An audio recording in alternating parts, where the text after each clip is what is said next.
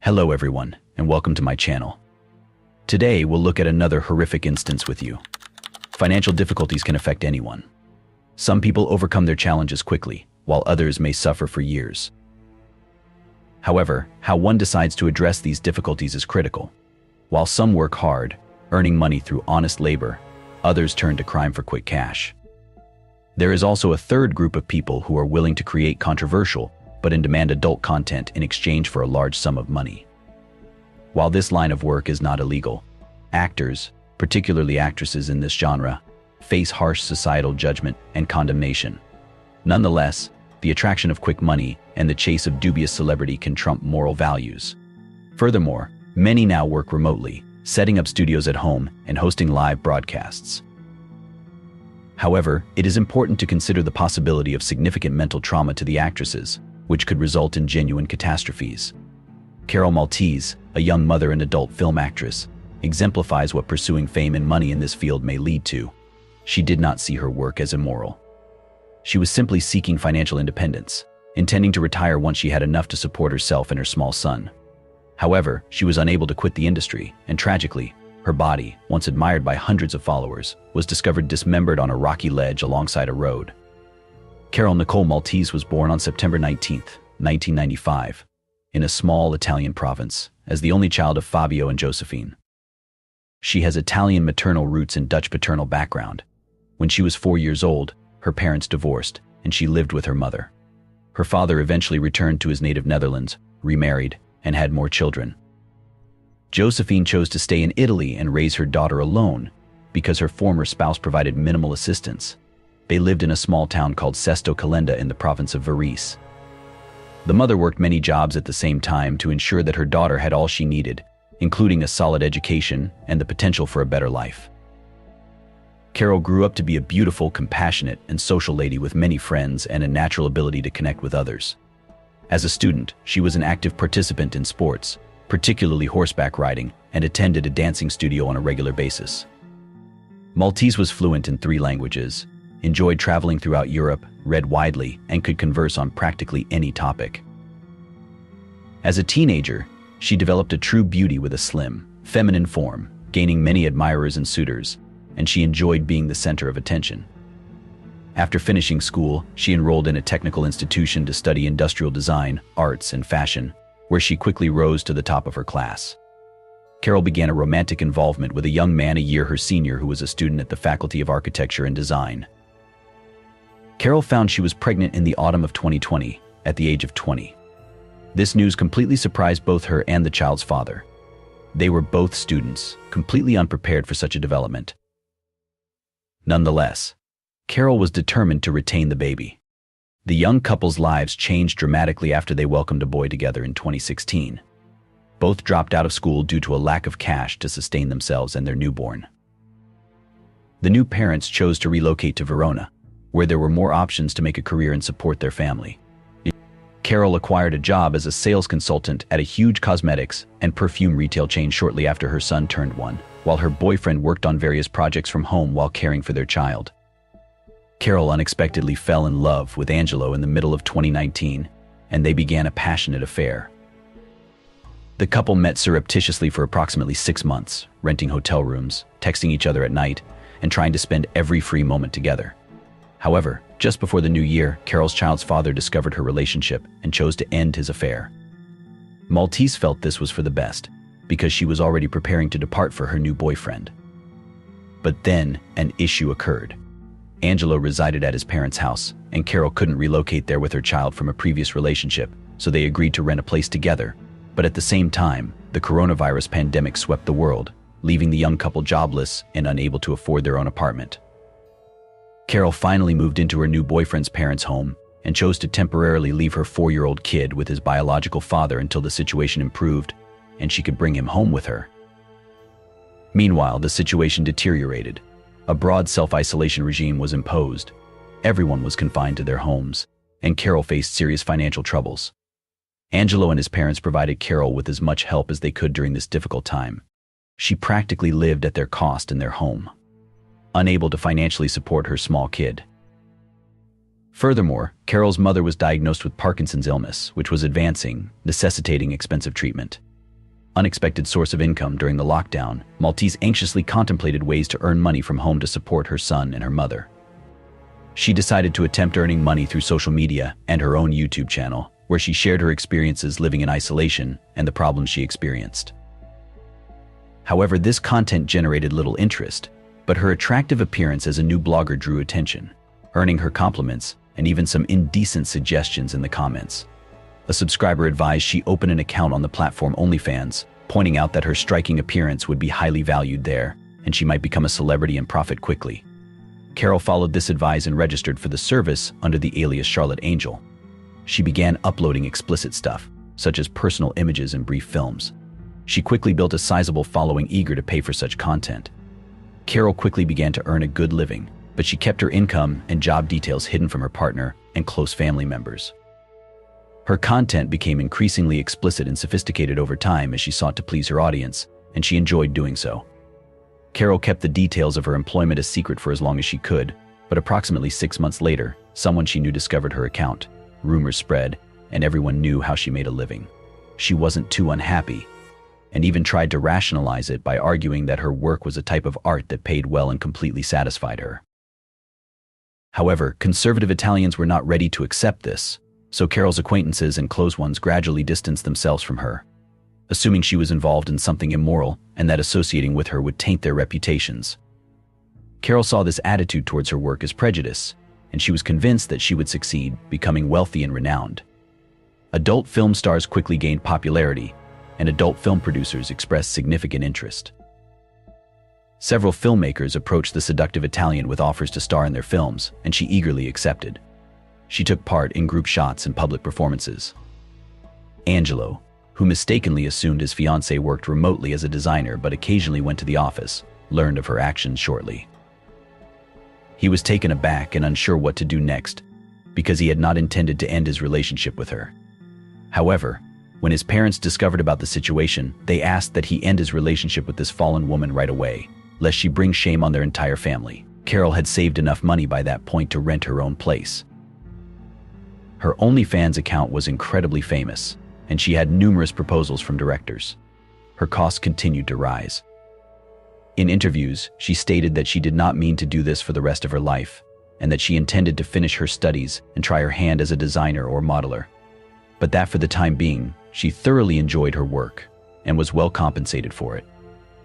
Nonetheless, Carol frequently discussed the ongoing moral pressure from others around her, as well as their judgments and attempts to shame her, which resulted in some psychological traumas. She referred to her work as art and fought for every woman's right to select her own vocation without fear of judgment. Attempt to move on with a new dominant lover. At the age of 25, Maltese traveled to Riscaldina, a small village in the Milan area, to start afresh. She decided to leave the adult business and work as a sales consultant at a perfume boutique. It appeared that she had fully transformed her life, but this was just temporary. A few months later, she met Davide Fontana, a 42-year-old local banker who loved photography and specialized in nude styles. They met online as he was looking for a model for his explicit projects. Carol accepted his offer, and on their first meeting, the two felt an overpowering mutual affinity.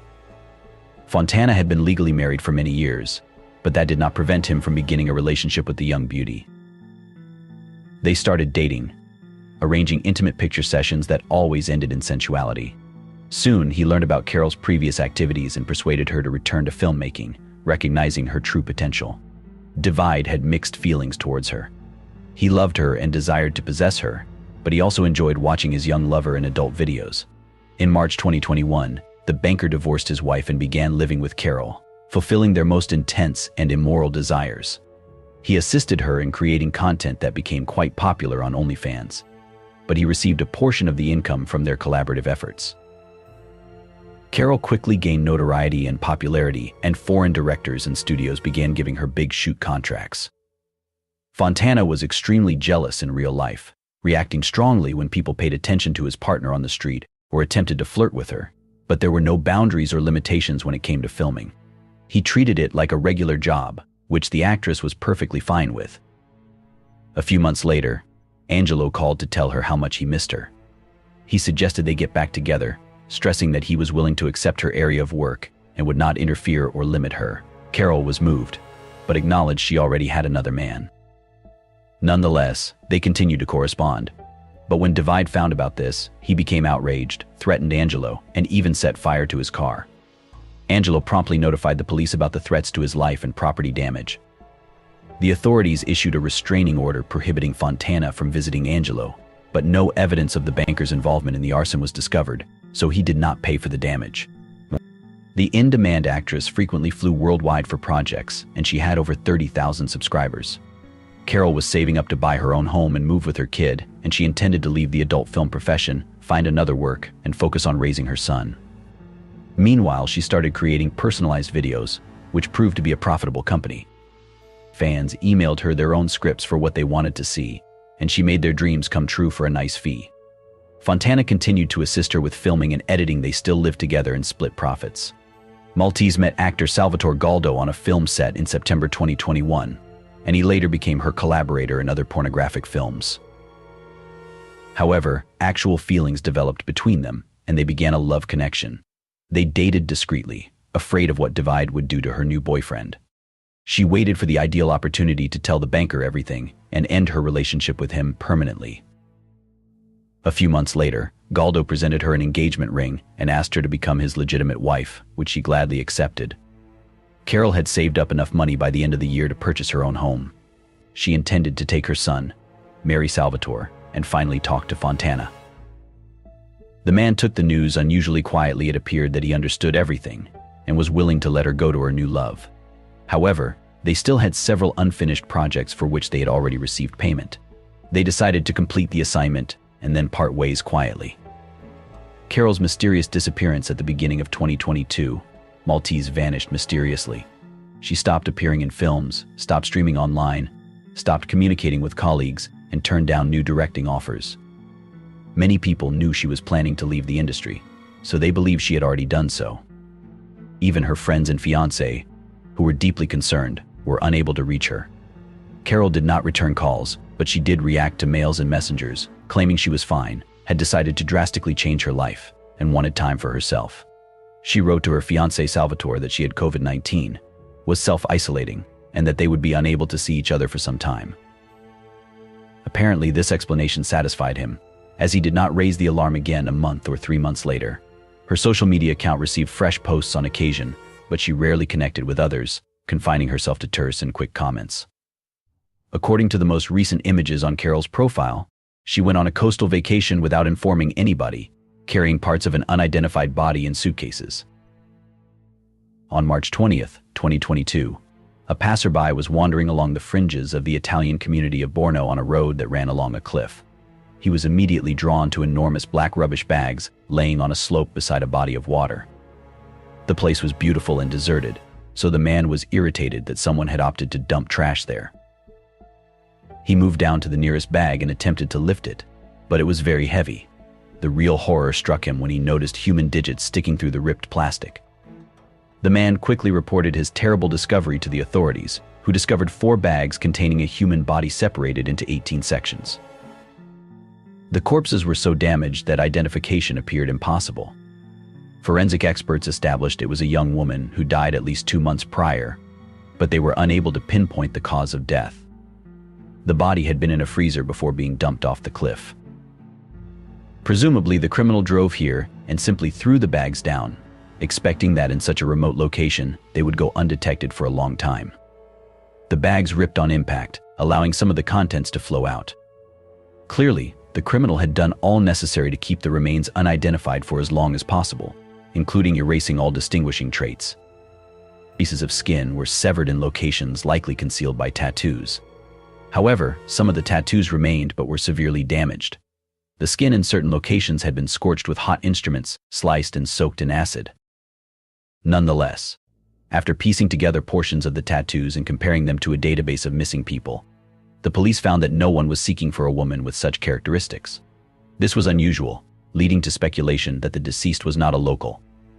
This was the thinking until a news article about the body was broadcast, urging anyone who recognized the specified attributes to come forward.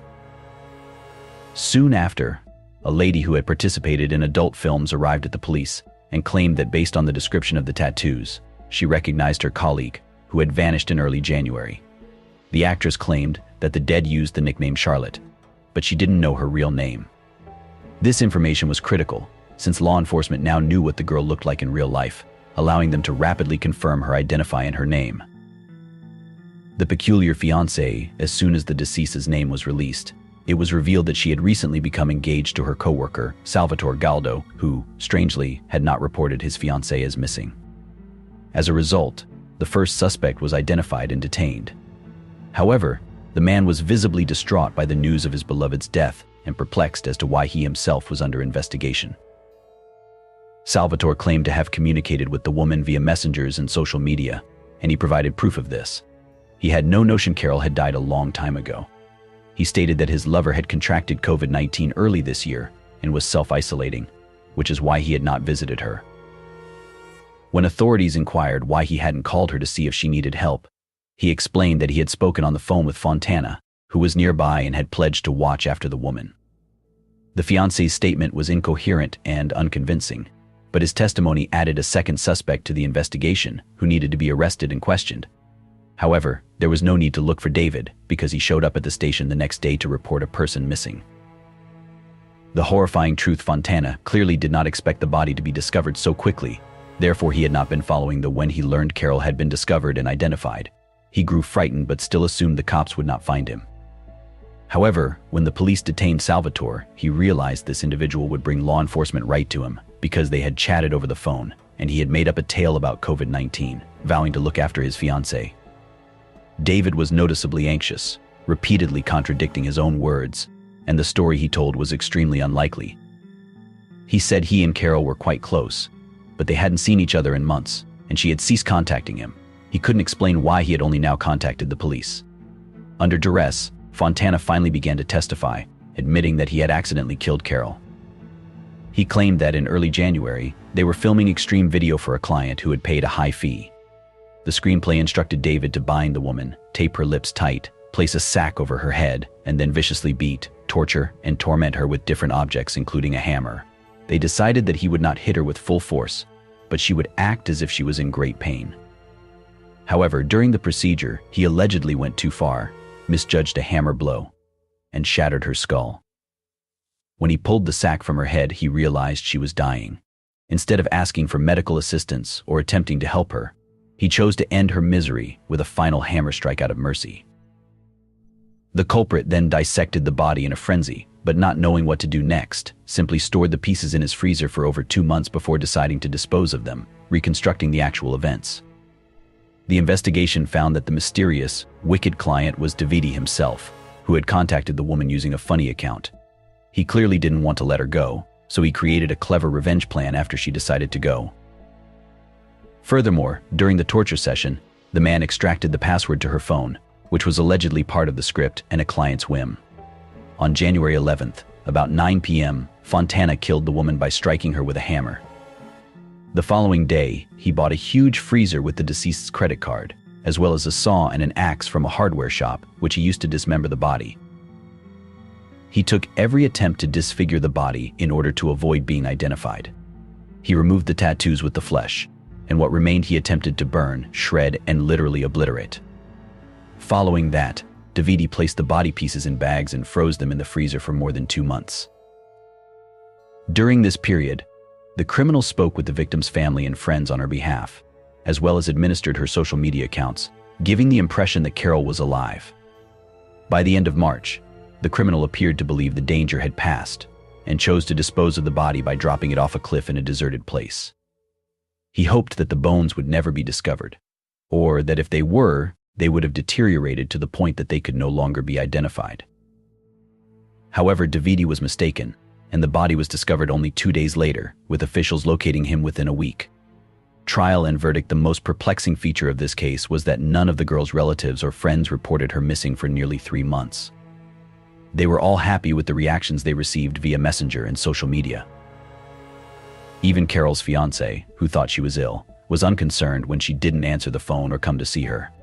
If someone had raised the alarm, the killer would have been apprehended quickly using the signal from the victim's phone, which had been turned on and in Davide's hands the entire time. Fontana showed regret during the trial, swearing that he loved Maltese and had killed her unintentionally.